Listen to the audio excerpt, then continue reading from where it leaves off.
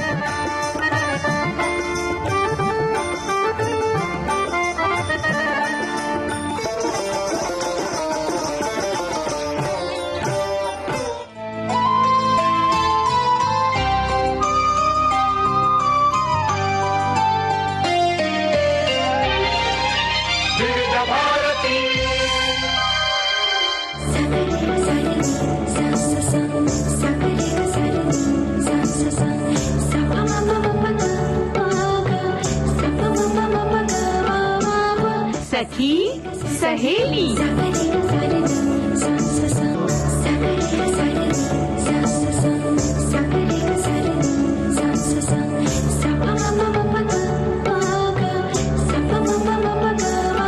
सखी सहेली।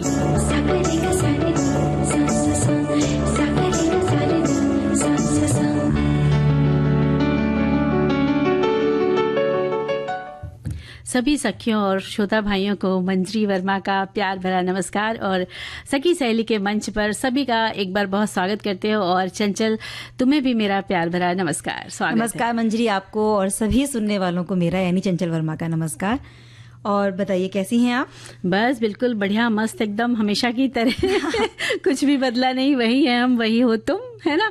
और लेकिन आज हमारे विषय बदल गए हैं हर बार की तरह, क्योंकि कुछ नए विषय हैं आज के। बिल्कुल, और तुमने बिल्कुल मेरे मन की बात जिसे कहते हैं ना, वही हम कहने वाले थे, भाई तुमने कह दी तो बात करेंगे। देखो, यादें हम लेके आएंगे अपने सावन के मेले की। सभी मेले, सबने मेले देखे हैं, घूमे हैं, तो सब अपनी बातें साझा करेंगे और बहुत से लोगों ने साझा कर भी दी हैं जी। तो इसके साथ तो भारत में कितनी तरह के मेले लगते हैं, लेकिन अभी सावन का महीना चल रहा है तो हम सावन के महीने में ही जो मेले लगते हैं और सावन के महीने में जो मेले लगते हैं उनमें क्या खास होता है, किस तरह की चीजें होती हैं, इसके बारे में श्रोता हमें जरूर लिखकर भेजें।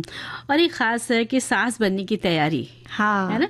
जब सास बनने का समय आता है कि भाई बहू आनी है, तो उस समय क्या क्या जिम्मेदारियां होती हैं, क्या क्या चीजें, बदलाव होता है, एक परिवर्तन कहते हैं जिंदगी में आता है। हमारी वो सखियां जो शायद इस दौर से गुजरने वाली हैं, उनके बच्चे इस उम्र के हैं कि बस उन्हें शादियां करनी ही हैं अगले साल, 2 साल में, 3-4 साल में, तो वो क्या तैयारी कर रही हैं या वो क्या सोचती हैं इस चीज को लेकर, वो अपने जो भी विचार हैं वो लिखकर भेजें। और जो सास पहले बन चुकी हैं, हाँ, उन्होंने उस समय क्या अनुभव किया था जब उनकी बहू आने वाली थी, तो वो दौर जो था वो भी आप अपने मन की बात साझा कर सकती हैं। और बातें हल्की फुल्की में, भाई आओ खेले अंताक्षरी। ये खेल सबने खेला होगा और ये बड़ा मनोरंजक खेल रहा है और हर उम्र के लोग, इसमें किसी भी उम्र का कोई वो नहीं है कि आप इसी उम्र के लोग खेलेंगे, हर तरह के लोग खेलते हैं। इसके रूप भी तब से लेकर जब शुरू हुई अब तक बहुत सारे नए नए रूपों में अंताक्षरी आने लगी, तो हम लोग सबके बारे में बात करेंगे, बिल्कुल मजे करेंगे सबके साथ। और मंगलवार का दिन है तो विरासत स्थल की बात भी होती है। बिल्कुल, आज बात करेंगे होयसल मंदिर समूह के बारे में बात करेंगे। तो जैसे कि अब सावन के मेले की बात है, तो पहले हम लोग एक गीत सुनते हैं, झूमते हैं, फिर आगे बढ़ते हैं। और भाई सावन में झूला ना हो तो फिर कैसा सावन।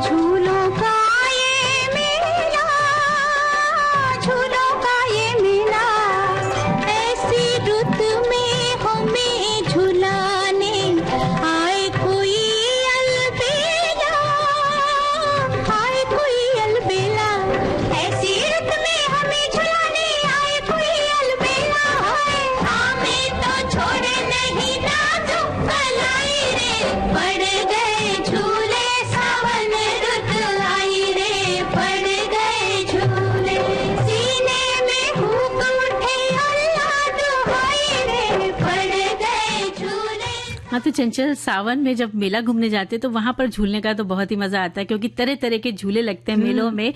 तुमने भी झूले होंगे, हमने भी झूले होंगे। बिल्कुल, ऊंचे नीचे, और कई तो इतने ज्यादा ऊंचे हैं। और भाई सब को, कुछ लोगों को डर लगता है, मुझे तो बहुत डर लगता है बहुत ज्यादा ऊंचे झूलों में। देखो, डर तो मुझे भी लगता है लेकिन थोड़ा सा झूलने का होता है। कुछ लोगों के लिए बहुत बड़ा रोमांच होता है इन झूलों का। और कुछ भी कहिए, हमारे देश में ना सावन के महीने का बहुत बड़ा महत्व माना गया है। और पहली बात तो ये है कि ये शिव को समर्पित एक महीना है, और इस महीने में शिव आराधना, शिव पूजा, अभिषेक और विशेष आयोजन इस चीज के लिए किए जाते हैं। तो पूरी तरह से आध्यात्म को समर्पित महीना भी हम ये कह सकते हैं। बिल्कुल कह सकते हैं। और सावन की रिमझिम फुहारों से प्रकृति हरी भरी हो जाती है, और इसलिए हम ये कह सकते हैं कि ये महीना प्रेम और भाईचारे का प्रतीक है। इस महीने के अंतिम छोर पर ही होता है राखी का त्योहार। हाँ। सावन में महिलाएं मेहंदी लगाती है और श्रृंगार करती है और हरी चूड़ी पहनती है, जो शुभ माना जाता है। और अलग अलग भागों में मेले लगते हैं। हमने कहा ना कि देश भर में मेले लगते हैं और अलग अलग समय पे लगते हैं, लेकिन सावन में बहुत सारे मेले लगते हैं और खूब रौनकें भी लगती हैं इन मेलों में। और अलग अलग स्थानों पे लगने वाले अपनी जगह के हिसाब से बड़े भव्य तरीके से आयोजन होते हैं। बहुत सारी भीड़ है, कहीं कहीं तो इतनी कि हम देखकर सोचकर शायद दंग भी रह जाएं। और समाचार पत्रों में, न्यूज चैनलों पर हम इस चीज को देखते रहते हैं कि कितनी भीड़ उमड़ पड़ती है इन मेलों में। बिल्कुल। और चंचल, उत्तराखंड की पवित्र गंगा नगरी हरिद्वार का कांवड़ का मेला एक विश्व प्रसिद्ध आयोजन है, और यहाँ सावन का सबसे बड़ा मेला लगता है। यहाँ लाखों कांवड़िए गंगा जल लेने और शिव मंदिर में चढ़ाने आते हैं। हरिद्वार वो स्थान भी है जहाँ कुंभ मेला लगता है। इसी तरह से केदारनाथ भी एक ऐसा स्थान है जो उत्तराखंड में ही आता है और 12 ज्योतिर्लिंगों में शामिल है। बहुत सारे श्रद्धालु तो पैदल चलकर भी यहाँ तक पहुँचते हैं। और झारखंड के देवघर में 12 ज्योतिर्लिंगों में से एक वैद्यनाथ ज्योतिर्लिंग स्थित है। देवघर में हर साल सावन में देश भर से कांवड़िए जल चढ़ाने आते हैं। यहीं पर सावन का बहुत बड़ा मेला लगता है। ऐसा ही एक बहुत बड़ा मेला मध्य प्रदेश के उज्जैन में भी लगता है, जहाँ महाकालेश्वर ज्योतिर्लिंग है, और यहाँ भव्य भस्म आरती भी होती है और बहुत बड़ा भव्य मेला लगता है। और पश्चिम बंगाल में तारकेश्वर में भी बहुत बड़ा मेला लगता है। कोलकाता से लगभग 50 किलोमीटर दूर है तारकेश्वर, जहां सावन में विशाल मेले और रात्रि जागरण भी होता है। और चंचल, इस तरह से हमारे सारे साथियों ने भी बहुत प्यारे प्यारे से संदेश लिखे हैं। एक लिखते हैं कि सावन का मेला है, खुशियों का रेला है, झूलों के मौसम में मिलन की बेला है, सावन का खुमार है, मौसम में बहार है, कानों में मिश्री घोले, कोयल की पुकार है। क्या बात है, एकदम कविता में बांध कर पिरो कर अपने शब्दों को इन्होंने ये संदेश हम तक पहुंचाया है। और सावन के जो मेले हैं ये धार्मिक आस्था के साथ साथ सांस्कृतिक उत्सवों और मनोरंजन का भी एक बहुत बड़ा अवसर होते हैं। और एक लिखते हैं कि सावन के मेले की तैयारी अद्भुत मुद्दा है। बरसात की झड़ी लग चुकी है, सभी जगह हरियाली। हमारे प्रांत में राजस्थान में कई मेले लगते हैं। वीर तेजा जी और महादेव यानी शिव का मेला भी लगता है। अभी सावन में कई पैदल कांवड़ी चलकर पुष्कर में महादेव अभिषेक करते हैं। सावन तो लुभावना होता है। इस अवसर पर मुझे लोकगीत स्मरण आते हैं। बींद बनियो रे महारो तेजो, और अब के बरस सावन में हमारी माँ ने लहरिया नहीं पहना। इस बार सावन का आनंद तो लेना चाहिए, लेकिन साथ में हमें कीट पतंगों का ख्याल रखना चाहिए। स्वच्छता हो तो बरखा की बूंदें धरती के सतह पर मानो शीशे की भांति गिरती प्रतीत होती हैं। इन्होंने बड़ा प्यारा सा संदेश लेकर भेजा। राजस्थान में जो सावन का महीना है उसमें लहरिया पहनने का बहुत बड़ा महत्व है। एक और संदेश हमारे साथी का है, और ये लिखते हैं कि पहले और अब के सावन में बड़ा अंतर है। पता नहीं पड़ता कब आया। पहले सावन लगते ही घर की दादी, चाची, ताई माँ सब आपस में मिलजुल कर पेड़ लगे तो उनको झूला डाल दिया करते थे और शाम को झूला झूला करते थे। और इसी के साथ एक गीत सुन लेते हैं। दुनिया का मेला, मेले में लड़की अकेली शन्नो ना उसका। दुनिया का मेला, मेले में लड़की अकेली शन्नो ना उसका। गाल उसके गुलाबी, चाल उसकी शराबी, ओ बाबू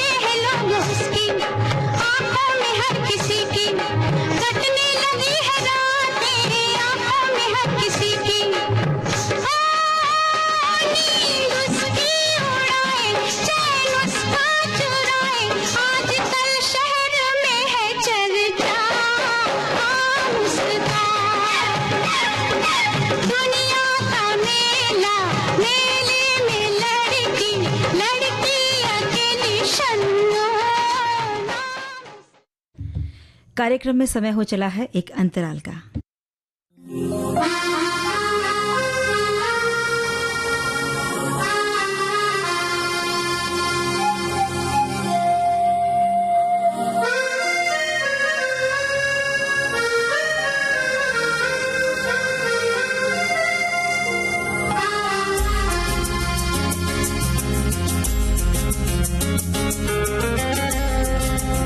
में रहता हूँ। प्रोफेशन रहा है हॉस्पिटल एडमिनिस्ट्रेशन। दादी जी के पास एक पुरानी रेडियो हुआ करती थी और वो वाल्व वाला रेडियो था, और वो मॉर्निंग में जब रेडियो ऑन करती थी तो आकाशवाणी का जो वो सिग्नेचर ट्यून वो बजता था और वो मुझे अट्रैक्ट किया। तो उस समय मैं क्लास 5 में पढ़ता था और उसी से एक रेडियो सुनने का एक चस्का लगा। सवेरे 5:53 से जब पुणे विविध भारती स्टेशन का ओपनिंग होता है, फिर वंदनवार, फिर आपके भूले बिसरे गीत, फिर हम है राही प्यार के सारा प्रोग्राम्स मैं सुनता हूँ। दोपहर में सखी सहेली, हेलो फरमाइश हुआ या हेलो सहेली हुआ या आज के मेहमान हुआ या बॉम्बे टॉकीज हुआ या जो भी हुआ, संडे को तो खास करके उजाले उनकी यादों के सुनना ही सुनना है। अगर हम लोग एक knowledge upgradation point of view से देखें, आकाशवाणी से जो इन्फॉर्मेशन और नॉलेज हम लोगों को मिलता है वाकई में एक काबिल तारीफ चीज है। 90 बरस की ऊर आकाशवाणी।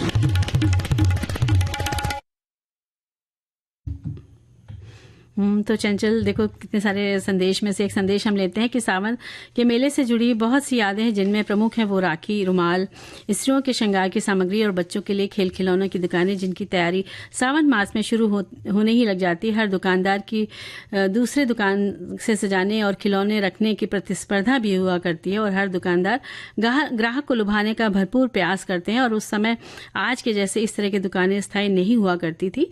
श्रावण माह में ही दुकानें सजाई जाती थी। नागपंचमी से मेरे शहर के सभी मंदिरों में झांकियां सजाई जाती थी, जो पूर्णिमा तक सजाई जाती थी और मंदिर में झांकियां लगती थी। और इसके आगे उन्होंने लिखा है कि छोटी सी कार लेकर बच्चे उस समय खुश हो जाते थे और बहनों ने राखी, रुमाल, लाखा के कंगन, चूड़ी और खेलने के लिए वो 5 पत्थर जो हथेलियों से खेलते थे, जिन्हें हमारे क्षेत्र में चपेटा बोलते हैं, उसमें वो खुश हो जाया करती थी। यानी बचपन वाली खुशी अब महंगे से महंगे प्रोडक्ट में नहीं है। बिल्कुल सही बात है। हमारे एक श्रोता ने लिखा है कि सावन में हमारे यहाँ बाबा अमरनाथ का मेला लगता है और रक्षाबंधन तक यहाँ पूरे भारत से दूर दूर से लोग दर्शनों के लिए आते हैं। और बचपन में हम भी अपने पापा और बहन भाइयों के साथ जाया करते थे, खिलौने लिया करते थे और खाने पीने की चीज़ें भी बहुत मिलती थी। सिर्फ पापा और बहनों के साथ ही नहीं, कई बार सास बहू भी साथ में मिलजुल कर मेला देखने जाती हैं। बिल्कुल। और देखो, जब क्या होता है कि जब सास बनने की तैयारी की बात आती है तो रिश्तों में परिवर्तन होता है और उस परिवर्तन को उस समय सह लेना, कहना चाहिए कि अपने को बदलाव महसूस करना और शांत रह जाना, उसको समझना, उस चीज़ को, वो बहुत बड़ी बात होती है। और एक स्त्री के लिए जब वो सास बनने लगती है तो बहुत उसको आगे जिम्मेदारी से लेना पड़ता है निर्णय। जी मंजरी जी, और एक नारी बहुत सारे रिश्तों में अपने आप को बांधती है, जैसे वो बहन बनती है, बेटी बनती है, पत्नी, माँ, बहू, सास। हर रिश्ते में अपनी एक गरिमा होती है। कुछ रिश्ते जन्म से हमें मिलते हैं, कुछ रिश्ते हम जैसे से बड़े होते हैं वो बनते जाते हैं। तो इस तरह से अलग अलग जिम्मेदारियां होती हैं निभाने के लिए, और हर महिला ये प्रयास करती है कि बड़ी खूबी से और अच्छे तरह से उन रिश्तों को निर्वाह वो कर सके। लेकिन एक वक्त ऐसा आता है जब वो सास के रिश्ते में बंधने जाती है। बिल्कुल, क्योंकि उस समय बहू से सामंजस्य बिठाना पड़ता है। और देखो ना, जब एक स्त्री माँ बनती है तो वो अपने बच्चों पर सारी ममता लुटाती है, उसकी उंगली पकड़कर चलना सिखाती है, हर उम्र में वो अपने बच्चों के संग खड़ी रहती है, बच्चे के चेहरे के उतार चढ़ाव वो खूब अच्छे से समझती है। तो शादी के बाद भी ये चीज जब आती है तो माँ पहले ही समझ जाती है कि मेरा बेटा क्या सोच रहा है। बिल्कुल, वो हर समय समझती है कि बच्चे को कब क्या चाहिए, उसकी पसंद नापसंद के बारे में वो ज्यादा अच्छे से जानती है, क्योंकि वो उसके हर सुख दुख में, सफलता असफलता में, करियर के हर मोड़ पर उसके साथ रही होती है। तो जब शादी की बात आती है तो खुशी तो उनको बहुत होती है इस चीज़ की कि भाई उनका बेटा जीवन संगिनी लेने जा रहा है, अपनी घर की बहू लेने जा रहा है, तो वो खुश तो हो जाती हैं। लेकिन साथ में सामंजस्य कैसा बैठेगा या उसके लिए क्या करना है, इसे सोचकर थोड़ा उहापोह तो उनके मन में भी होता है। बिल्कुल। और खुद उसने भी बहू बनकर, मतलब जब सास बहू बनकर परिवार की जिम्मेदारी को निभा रही होती है, उनका भी अनुभव होता है एक लंबे समय का। लेकिन जब बहू आने की बात होती है तो कहीं ना कहीं मन में डर होता है कि पता नहीं कैसी होगी मेरे साथ, कैसा उसका अच्छे से व्यवहार होगा और बेटे का कितना ख्याल रखेगी नहीं रखेगी, क्योंकि माँ तो भाई बेटे के लिए उतनी माँ तो माँ ही होती, कहना चाहिए, है ना। तो ये ये जो समय होता है ये बड़ा ही क्रिटिकल होता है, लेकिन आपसी सामंजस्य अगर हो, सास जो बहू को बेटी की तरह माने और बहू जो है वो माँ जैसा माने, तो बहुत अच्छे से गाड़ी चल जाती है। बिल्कुल, सास जब बनने जा रहे हैं तो उनको लगता है कि हमारे घर के संस्कार, रीति रिवाज, संस्कृति उस घर से अलग हो सकते हैं जहाँ से वो बहू को लेकर आ रहे हैं। और अब क्योंकि प्रेम विवाह का चलन भी हो गया है, तो आप बिल्कुल दूसरे शहर से, दूसरे परिवेश में पड़ी हुई एक लड़की को अपने घर लेकर आते हैं जो आपके से बिल्कुल हो सकता है कि मेल ना खाए, लेकिन आप प्रेम से अगर उसको सिखाएंगे अपनी परंपराएं क्या है, आपकी सभ्यता संस्कृति क्या है, आपके घर का रहन सहन चलन ढलन कैसा है, तो ज़रूर वो सीख जाएगी अगर वो लड़की भी एक समझदारी से काम लेती है। लेकिन ये नहीं कि सब चीज़ें बहू को ही सीखनी है, कहीं ना कहीं कुछ चीज़ें आपको भी बहू से सीखनी होंगी। बिल्कुल, और ऐसा भी ना करें कि बहू आई नहीं तो आपने अगले दिन से ही किचन से अपना हाथ खींच लिया, ये भी नहीं करिए। आप बराबर साथ में जाइए, किचन में लगिए, और बहू को जो नहीं आता वो आप अपनी तरह से बनाना उसको बताइए, और बहू भी अगर कुछ नया बनाती है तो उसको भी खाइए और तारीफ जरूर कीजिए। ये बहुत ध्यान रखने वाली, यानी कि उसके साथ आप बेटी जैसा रखें कि जब बेटी के साथ आप अच्छे से किचन में हाथ बताती थी। और ये यानी कहना जी, जो अगर सब्जी आप काट रहे हैं तो कहिए बहू लाओ मैं ही काटूंगी, मैं काट देती हूँ, तो थोड़ा कामों को एक दूसरे से बांट लीजिए, तो बहुत अच्छे से सहयोग होगा और आपके हाथ पैर भी चलते रहेंगे और बहू भी खुश रहेगी कि मम्मी मेरा कितना ख्याल रखती है। और चंचल जब जॉब पर जो बहुएं जाती हैं तो उस समय भी आप उनका सहयोग करें, जब वो ऑफिस से आए तो आप उनके लिए चाय बना दें, और कोई ऐसा दिन चुन लें कि जब बहू घर में है तो वो आपके लिए उस तरह से करेगी, तो इस तरह से बहुत अच्छा सा दोस्ती जैसा रहेगा रिश्ता, है ना। तो चलिए एक गीत सुनते हैं।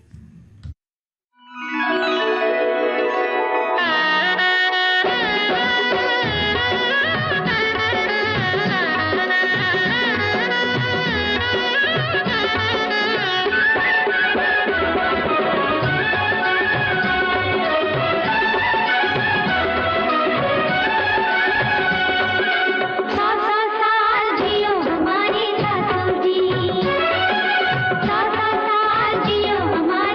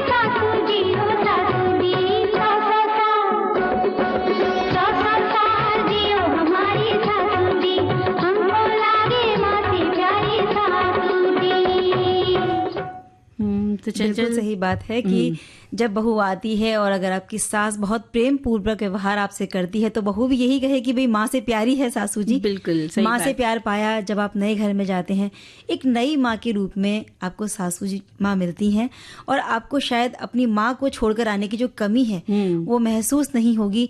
लेकिन जब आप सास बनने की तैयारी कर रही हैं तो अपना मन इस तरह का बना लीजिए जिस तरह से आपके परिवार में आपकी बेटी को आपने प्यार दिया, सहयोग दिया, वही सहयोग और प्रेम आपको अपनी बहू को भी देना है। बिल्कुल सही कहा चंचल। और हमारे संदेश में भी लिखते हैं साथी कि सास बनने के लिए कुछ तैयारी करना ऐसा तो मुझे कुछ नहीं लगा। हाँ, मन को समझाना पड़ा कि अब एक दूसरी नई सदस्य परिवार में आ रही है। जैसे अपने बच्चों का सब कुछ सहकर परिवार को लेकर चलना है, वैसे उसे उस लड़की को भी लेकर चलना है। बिल्कुल सही बात है आपने कही है कि जब परिवार में कोई नया सदस्य जुड़ता है तो हम सबको उसको हाथों हाथ लेना पड़ता है क्योंकि वो आपके यहाँ नया सदस्य है ना? और जैसे तुमने भी कहा था ना मंजरी कि अगर आपकी बहू कामकाजी है तो वहाँ सामंजस्य बिठाना बड़ा ज़रूरी हो जाता है। कई बार अगर आपको ये लगने लग गया कि भाई सारी जिम्मेदारी भी मेरे ऊपर है, शादी के बाद भी ये तो नौकरी पर चली जाती हैं, अब भी घर का काम मैं करूं, अगर आपने सोच अपनी ऐसी रखी तो हो सकता है कि आपका तालमेल ना बैठ पाए। लेकिन यही आप सोचेंगे कि भाई बेटी जब जॉब पर जाती है तब भी हम उसे टिफिन बना कर देते हैं, उसके लिए सब काम करते हैं। और वहीं एक जो बहू है वो इस बात को सोचे कि भाई मैं जब जॉब पर जाती तो माँ को भी तो थोड़ा हाथ बटाती थी, तो यहाँ मुझे अपनी सासू माँ को भी बटाना है। मुझे एक वाकया याद आया, हमारे एक परिचित हैं जिनकी बेटी की शादी हाल ही में हुई। तो उनकी बेटी क्योंकि कामकाजी है और वर्क फ्रॉम होम अभी भी वो करती हैं, तो उनकी सासू माँ बड़ी सहयोगी स्वभाव की हैं और बहुत प्रेमपूर्ण व्यवहार उनका अपनी बहू के साथ में है। तो क्योंकि वो दिन भर लैपटॉप लेकर बैठी रहती हैं, एक ही जगह पर उनका काम रहता है, तो वहीं जहाँ वो लैपटॉप लेकर बैठी हैं उनकी बहू वहीं टेबल पर सब चीज़ आ जाती हैं, समय पे चाय। कहा भाई सोमवार से शुक्रवार तक क्योंकि मैं काम करती हूँ तो ये जिम्मेदारी मेरी, और शनिवार रविवार जब मेरी छुट्टी होती है तो उस दिन आप पूरा आराम करेंगी, आपको जहाँ घूमने जाना है वहां जाएंगी, उस दिन रसोई पूरी तरह से मैं संभालूंगी। तो ये जो तालमेल है और आपसी प्रेम है और सहयोग, ये जब तक नहीं होगा ना, घर में कई बार हो सकता है कि थोड़ा बहुत क्लेश का वातावरण बन जाए। तो इससे बचने के लिए दोनों तरफ से सामंजस्य बिठाना जरूरी है। और शुरू में सामंजस्य बिठाने में थोड़ा सा कहते हैं जद्दोजहद होती है अपने साथ में, बिल्कुल वो करनी पड़ेगी। तो अब लेते हैं एक अंतराल।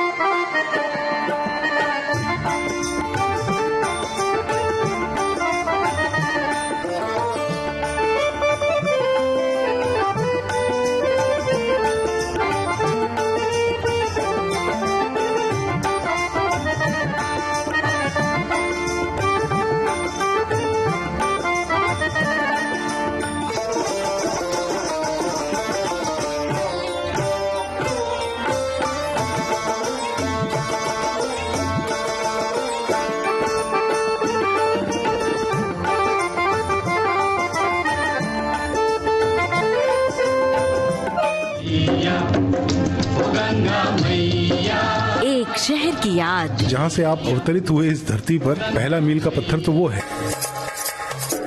उनके जीवन के कुछ अनकहे किस्से।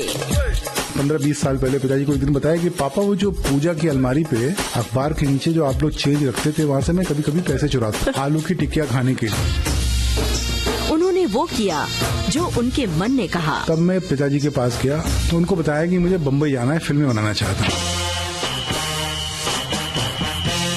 ऋषि कपूर साहब को राजी करने में वक्त नहीं लगा, उनको बहुत पसंद आई कहानी। अनुभव से समृद्ध लेखक और निर्देशक अनुभव सिन्हा। छोटी रातें लंबी हो जाती है। आ रहे हैं विविध भारती पर। आज के मेहमान 6 अगस्त शाम 4 बजे सिर्फ विविध भारती पर। अंतराल पर जाने से पहले हम बात कर रहे थे सास बहू के रिश्ते को लेकर। मंजरी, बिल्कुल।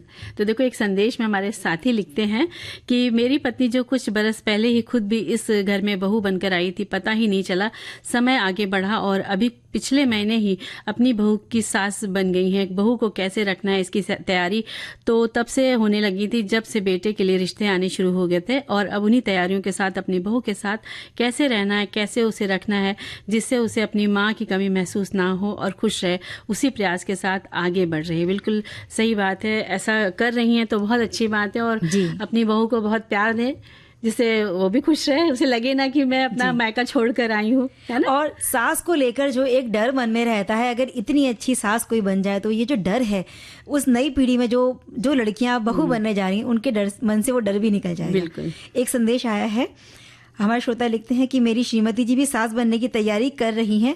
वो अभी से अपनी बहू के लिए जेवर भी बनवा रही हैं, मगर मैं हाँ नहीं कर रहा हूँ क्योंकि बेटे की पढ़ाई अभी बाकी है। व्यापार में वो हाथ बटाता है लेकिन पढ़ाई पहले जरूरी है। ये बात तो बिल्कुल सही है। बिल्कुल सही है, जब आपका बेटा पढ़ ले तब आप करिए अच्छी लड़की से, है ना।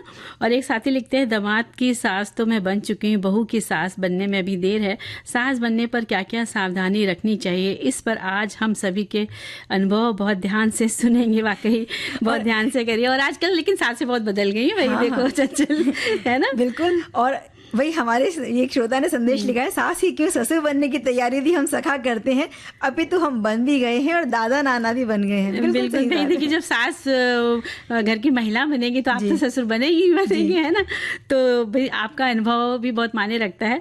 और हमारे एक साथी लिखते हैं, सास बनने की तैयारी एक अनोखा ही क्रेज रहता है इस तैयारी में, जहाँ एक अद्भुत पारस्परिक ही नहीं अपितु पारिवारिक प्रेम झलकियां खास तौर पर मिलती है, क्योंकि सास घर की धुरी हुआ करती। घर में एक उत्साही और उत्सवी माहौल में खुशियां ही खुशियां छाई रहती हैं। ऐसे में सास के खुशी का ठिकाना मिलना भी अच्छी तरह से वही जान सकता है जो इस तैयारी में लगा हुआ है। वाकई सही कहा आपने। को भी सम्मान दें, उनकी मदद करें, उन्हें सहज महसूस कराएं, उनके साथ समय बिताएं, उनके साथ मिलकर कुछ मजेदार काम करें। अगर उनसे कोई गलती हो जाए तो उसे माफ कर दें। और इन उपायों को अगर आप अपनाते हैं तो सास बहू दोनों के रिश्ते मजबूत और खुशहाल बन सकते हैं। क्या बात है। और एक लिखते हैं कि जब सास शब्द का उल्लेख किया जाता है तो अक्सर दिमाग में जिज्ञासु रिश्तेदारों, घरेलू झगड़ों और हाथ पहचानने के बारे में है। एक और बड़ा अच्छा संदेश है, सास बनने की तैयारी में एक औरत अपनी जिम्मेदारियों के साथ अपने अधिकारों को भी साझा करने के लिए मन से उसे तैयार होना चाहिए। उसके साथ आज के समय के अनुसार आने वाली बहू के साथ विचारों का आदान प्रदान करके उसे अपनी सहेली बना लेना चाहिए। बिल्कुल ये बात बहुत जरूरी है। तो चलिए हम भी सखियों के साथ सुनते हैं गाना। ओ सजना मेरे घर अंगना, ओ सजना मेरे घर अंगना, मुस्काते ना मन भाते ना तेरे प्रीत बिना, ओ सजना मेरे घर अंगना।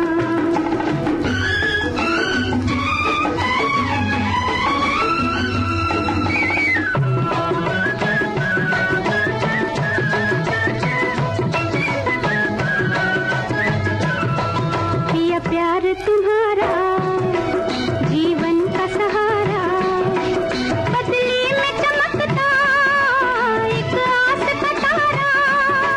पिया प्यार तुम्हारा जीवन का सहारा, बदली में चमकता एक आस का तारा। सच हो के लो सामने आओ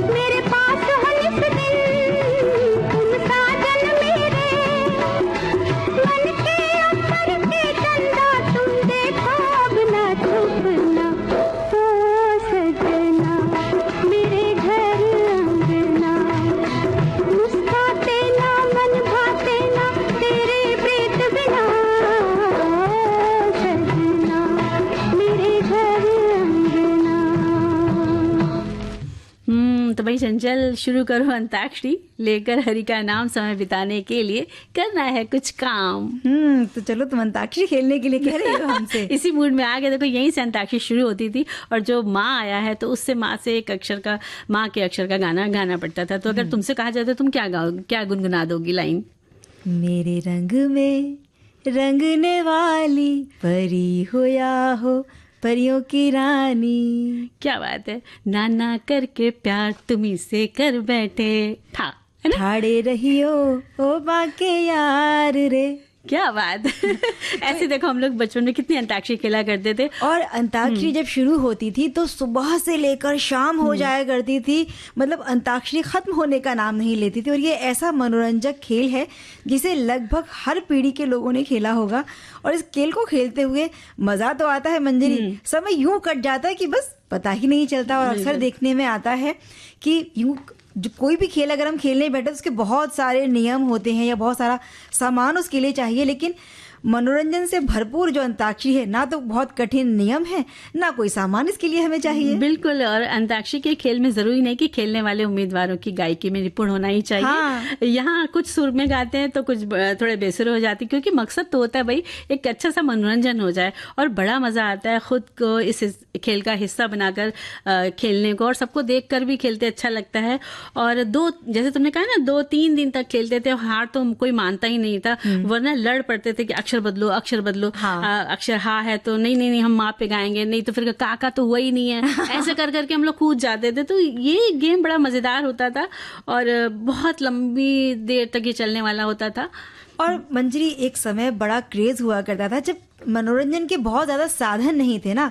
उस समय की अगर बात करें तो इस खेल का बड़ा क्रेज था। और उस दौरान लगभग हर उम्र के जो लोग थे, इसमें बच्चे भी हैं, बुजुर्ग भी हैं, घर की महिलाएं भी हैं, बड़े बूढ़े भी हैं, सब मिलकर मजे से खेलते थे।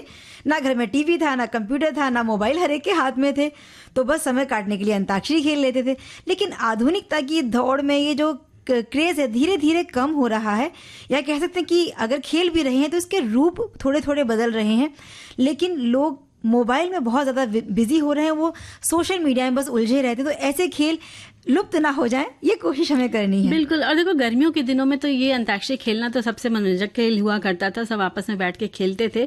और जो मम्मी या चाची काकी जिनको ज्यादा गाना आता था उनको हम लोग अपनी टीम में लेने के लिए भी खींचातानी करते थे कि नहीं आप मेरी तरफ रहेंगे, ऐसा भी हो जाता था। और जैसे तुमने कहा ना कि आजकल के लोगों के पास बैठने का समय भले ना हो, लेकिन टेक्नोलॉजी के माध्यम में लोग एक दूसरे के साथ जुड़े रहते हैं। आज के समय में लोगों की जिंदगी में तनाव भी काफी ज्यादा है। इस तनाव को दूर करना बहुत जरूरी है और संगीत ही ऐसा माध्यम है जिससे तनाव को आराम से दूर कर सकते हैं। और अभी तो जो हम अंताक्षरी खेलते तो सिर्फ गीतों की अंताक्षरी होती है। पहले की हम अगर बात करें, जब हम छोटे बच्चे हुआ करते थे तो वो दोहा जो तुमने शुरू में कहा ना कि भाई बैठे बैठे क्या करें, करना है काम, अंताक्षरी की शुरुआत ही दोहे से होती थी। और जब हमें कोई गीत नहीं मिलता था तो उस वक्त वहां पर कुछ ना कुछ दोहे फिट कर देते थे, या तो जो हमारी पाठ्य पुस्तक की कविताएं होती थी उन्हें भी बोल दिया करते थे। जैसे कुछ मुझे याद आ रहे हैं दोहे, मामा मामा भूख लगी, खा लो बेटा मूंगफली, मूंगफली में दाना नहीं, हम तुम्हारे मामा नहीं। हाँ, और ऐसे ही होता ना, आलू कचालू बेटा कहाँ गए थे, बंदर की झोपड़ी में सो रहे थे, बंदर ने लात मारी रो रहे थे, मामा ने पैसा दिया हंस रहे थे। गुड़िया रानी बड़ी सयानी, पीती दूध बताती पानी। हाँ, ऐसी बिल्कुल इसी तरह ये है ना कि डाली डाली पर नजर किसने डाली, किसी ने अच्छी डाली किसी ने बुरी डाली, पर जिस डाली पर नजर मैंने डाली, हाय वो डाली किसी ने तोड़ डाली। इस तरह की बहुत सारी बातें हैं। और कई बार दोहों से भी होता था, है ना, कि दोहे से शुरुआत हो जाती थी। रामायण की चौपाइयाँ दोहे श्लोक से भी खेला करते थे। जैसे माँ से है तो मंगल भवन अमंगल हारी, द्रवो सुदर्शत अजर बिहारी। और पता है ये कब होता था? जब खेलते खेलते शाम हो गई, पता लगा कि जो घर के बुजुर्ग हैं अभी वो अपने काम से लौट रहे हैं, या जो हमारी मम्मियाँ चाचियाँ मामियाँ दादियाँ हैं, जब वो रसोई से फ्री होकर हमारे खेल में शामिल हो जाती थी तो उन्हें गीत क्योंकि कम आते थे तो बस वो चौपाइयाँ और दोहे लेकर इस खेल में आ जाती थी। और जो टीम हार रही होती उनका किसी के साथ ही नहीं कि हम ये टीम के साथ या वो टीम के साथ, जिस टीम को जरूरत होती थी वो उस टीम का साथ देकर बचा लिया करती थी, बता देती थी। और देखो हमारे संदेश में हमारे साथी क्या लिखते हैं कि आओ खेले मनभावन अंताक्षरी, साथ में सखी चंचल और मंजरी, सफर हो या उत्सव त्योहार, मनोरंजन के लिए सदा तैयार, ख ड ड थ शब्द सताए बार बार, हा मा ना रा से गीत याद हजार, अंताक्षरी की बात लगे हल्की फुल्की, जो कली खिलाए मन की। कितनी अच्छी सी बात लिखकर भेजी। बिल्कुल, कुछ शब्द ऐसे होते थे जहाँ गीत या कुछ भी दोहा ढूंढने में बड़ा वक्त लग जाता था, लेकिन अब हम सुनते हैं एक अंताक्षरी जिसमें बड़े बहुत अच्छे अच्छे गीतों को चुना गया है।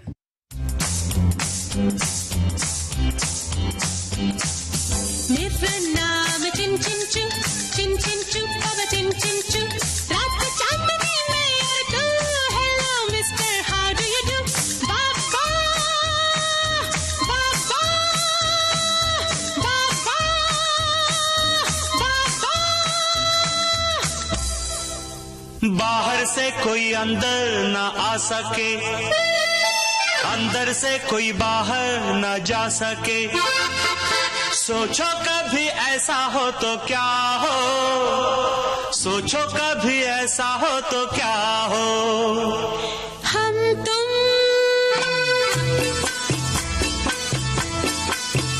एक कमरे में बंद हो और चाबी खो जाए, हम तुम एक कमरे में बंद हो और चाबी खो जाए। ये जीवन है, इस जीवन का यही है, यही है, यही है रंग रूप। पिया तू अब तो आजा, शोला सान बहकी आंखें बुझा जा, तन की ज्वाला ठंडी हो जाए, ऐसे गले लगा जा।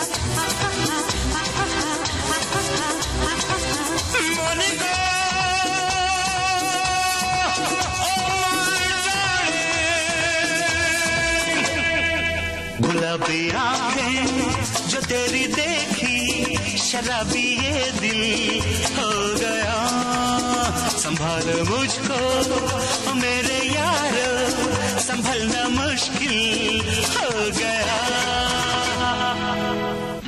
यशोमती मैया से बोले नंद लाला, राधा क्यों गोरी मैं क्यों काला, राधा क्यों गोरी मैं क्यों काला। लेके पहला पहला प्यार भर की आंखों में खुमार, जादू नगरी से आया है कोई जादूगर। लेके पहला पहला प्यार,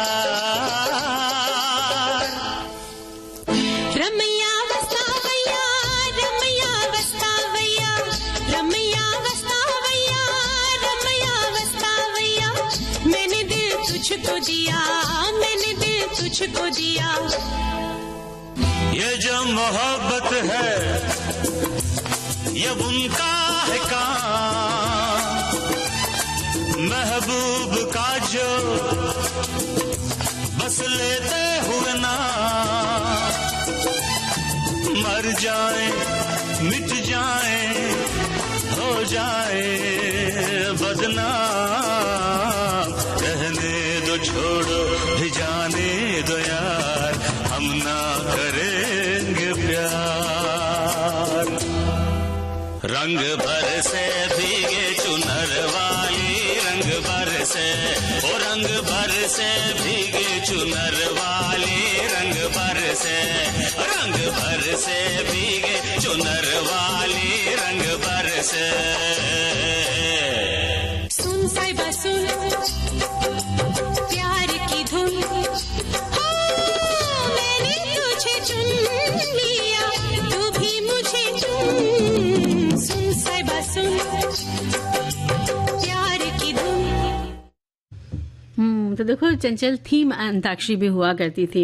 इस अंताक्षरी में खेल को एक विशिष्ट विषय या शैली तक सीमित कर दिया जाता था, और जैसा कि 70 के दशक के गाने, रोमांटिक गाने या भक्ति गीत, गिनती वाले गाने, किसी वाहन वाले गाने, जानवर वाले गाने, किसी एक अभिनेता अभिनेत्री या गायक गायिका के गाने वगैरह थीम अंताक्षरी में लिए जाते थे। बिल्कुल, ये जो अब नए रूप अंताक्षरी के आ रहे हैं उन्हीं में से एक है कि इस तरह से थीम पर बेस अंताक्षरी खेली जाती है। इसी तरह से किसी एक शब्द को चुनकर दो जो भी टीम है उनको दे दिया जाता है कि इसी शब्द पर गाने गाने होते हैं। रिवर्स अंताक्षरी भी होती है। इसी तरह से मिश्रित अंताक्षरी, जिसमें सभी तरह की चीजें आप शामिल कर सकते हैं कि भाई धुन से गाने को पहचानना है, किसी अभिनेता से आपको गीत पहचानना है, या किसी भी तरह की आप इसमें चीजों को जोड़ सकते हैं। तो नए रूपों में भी अंताक्षरी बहुत रोचक और चुनौतीपूर्ण बनकर सामने आ रही है और लोगों को अपनी तरफ से खींच रही है, लोकप्रिय इस खेल को बना रही है। बिल्कुल, क्योंकि भागदौड़ की जिंदगी में किसी के पास इतना समय नहीं है कि एक साथ बैठकर अंताक्षरी खेले। तो जो लोग तनाव में जी रहे हैं, अंताक्षरी खेलकर इस खेल के माध्यम से, गीतों के माध्यम से अपने तनाव को दूर कर सकते हैं। बहुत मनोरंजक खेल है। और देखा जाए अंताक्षरी से ज्ञान भी बढ़ता है ना। और हमारे साथी लिखते हैं कि हमारी पीढ़ी का प्रिय खेल अंताक्षरी हुआ करता था। जब भी हमारे कजिन्स जमा होते थे तो अंताक्षरी की महफिल जमती थी। आधी आधी रात तक खेल चलता रहता था। हर कोई गीत रूपी हथियार लेकर तैयार रहते। कुछ खास अक्षरों के गीत के लिए मन ही मन तैयारी चलती रहती। बस एंजॉय करते और खुश रहते। हमारे श्रोता लिखते हैं कि अंताक्षरी सबसे मजेदार खेल है। अभी भी जब भी हम सब भाई बहन और हमारे बच्चे मिलते हैं तो इसे जरूर खेलते हैं। स्कूल में भी अपने जो हम स्टूडेंट्स से साथ में मिलकर क्लास में भी हम खेला करते थे। अंताक्षरी में बार बार ह आता है, इस पर गाने ढूंढने में हमें बड़ी परेशानी हुआ करती थी। सही कहा चंचल इन्होंने। और मेरा तो मन करता था कि का या ला से आ जाए गाना, तो बस वो गाने गाने का मन करता था, लेकिन हर बार हाँ अम्मा इन्हीं रा पे आता था। तो देखो हमारे साथी लिखते हैं कि अंताक्षरी स्कूल, कॉलेज, ट्रेन, शादी विवाह सभी जगह हमारा यह सबसे मजबूत पक्ष हुआ करता था मनोरंजन का। कभी कभी गाने और कविता नहीं याद आती थी तो कबड्डी खेलने के समय जो तुकबंदी गाई जाती थी वही हम गाया करते थे। इमली का पत्ता, चल कोलकाता, दल को छू, चल कबड्डी, आरा सतवन ने ललकारा। दूसरी पार्टी नहीं मानती थी, बड़ा झगड़ा हो जाया करता था। यानी बड़ी मजेदार बात इन्होंने। चलिए पहले गीत उनसे जी।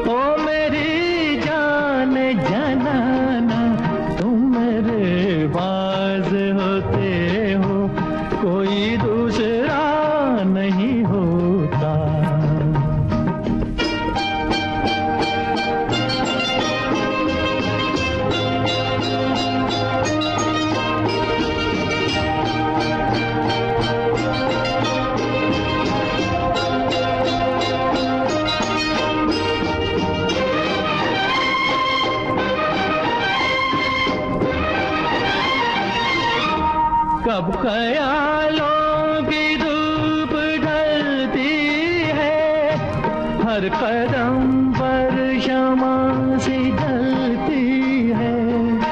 मेरा साया जिधर भी जाता है, तेरी तस्वीर साथ चलती है। ओ मेरे शाहे खुबा, ओ मेरी जाना, तुम मेरे पास होते हो,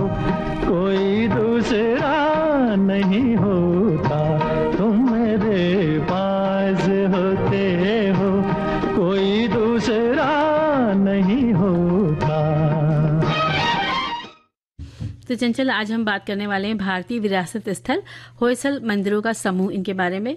होयसल मंदिरों का समूह कर्नाटक राज्य में स्थित है। यूनेस्को ने विश्व धरोहर स्थलों की श्रृंखला में साल 2022 को इन मंदिरों को शामिल किया था। और इनमें एक बड़ा प्रमुख मंदिर है जो है बेलूर का चेन्ना केशवा मंदिर, और इसे राजा विष्णुवर्धन ने 1117 ईस्वी में बनवाया था। ये मंदिर भगवान विष्णु को समर्पित है और इनकी विरासत की 5 नींव माना जाता है। इस मंदिर का विस्तार 100 से अधिक वर्षों तक जारी रहा और ये तारे के आकार जैसा बना हुआ मंदिर है। और मंदिर की कलाकृति में 12वीं शताब्दी के जीवन के दृश्यों, नृत्यों और संगीतकारों के साथ साथ कई भित्ति चित्रों के माध्यम से रामायण, महाभारत और पुराणों जैसे ग्रंथों का सचित्र वर्णन दर्शाया गया है। एक बड़ा प्रसिद्ध जो मंदिर है वो है हालेबीडु का मंदिर, जिसे हालेबीडु मंदिर भी कहा जाता है। कर्नाटक राज्य का ये मंदिर होयसल साम्राज्य की पूर्व राजधानी हालेबीडु का सबसे बड़ा स्मारक है। इस झील के किनारे बना हुआ है और इसका निर्माण राजा विष्णुवर्धन ने करवाया था। और पता है मंजरी, ये सोप स्टोन से बना हुआ मंदिर है और यहाँ की जो मूर्तियां, उनकी नक्काशी देखते ही मंदिर है। इस समूह का एक तीसरा प्रमुख मंदिर है सोमनाथ का केशव मंदिर। बिल्कुल, और ये मंदिर सुंदर त्रिकूट मंदिर है जो भगवान कृष्ण के तीनों रूपों जनार्दन, केशव और वेणुगोपाल को समर्पित है। कर्नाटक के मैसूर जिले में सोमनाथपुरा गांव में स्थित ये प्रसिद्ध मंदिर है और कावेरी नदी के तट पर बना हुआ ये मंदिर है। बिल्कुल, और इतने सुंदर बेमिसाल मंदिरों के समूह को यूनेस्को ने भारतीय विरासत स्थलों में स्थान दिया और ये भारत के लिए बड़े गौरवशाली इतिहास का महत्वपूर्ण युग का अद्वितीय धरोहर है जो आज भी उतनी पूजनीय है। तो अब सुनते हैं कार्यक्रम का आखिरी गीत। जरा ठहरो, जरा ठहरो, सदा मेरे दिल की जरा सुनते जाना। खुली पलक में झूठा गुस्सा, बंद पलक में प्यार, जीना भी मुश्किल, मरना भी मुश्किल। आँखों में इकरार की झलकी, होठों पे इनकार, जीना भी मुश्किल, होए मरना भी मुश्किल। खुली पलक में झूठा गुस्सा, बंद पलक में प्यार, जीना भी मुश्किल है, मरना भी मुश्किल।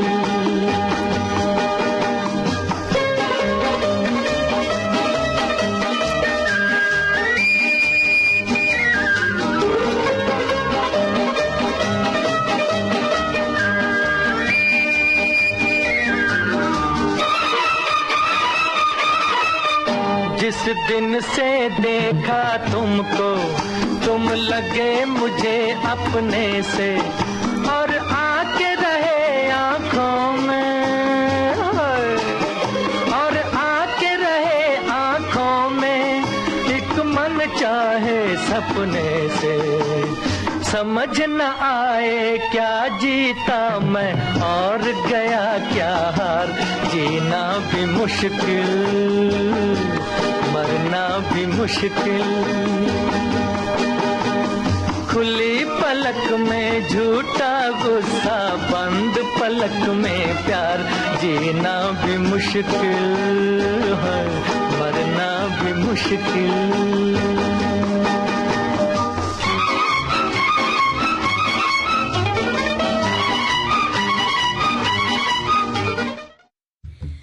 धीरे धीरे देखते देखते कब समय पूरा हो गया पता ही नहीं लगा मंजरी। बिल्कुल, अब तो हमें चलना होगा, तो लेते हैं सबसे विदा।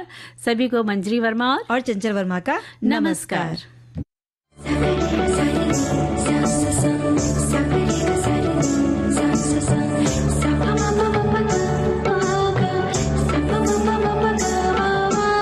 सखी सहेली। कार्यक्रम की प्रस्तुतकर्ता अनुश्री पाठक।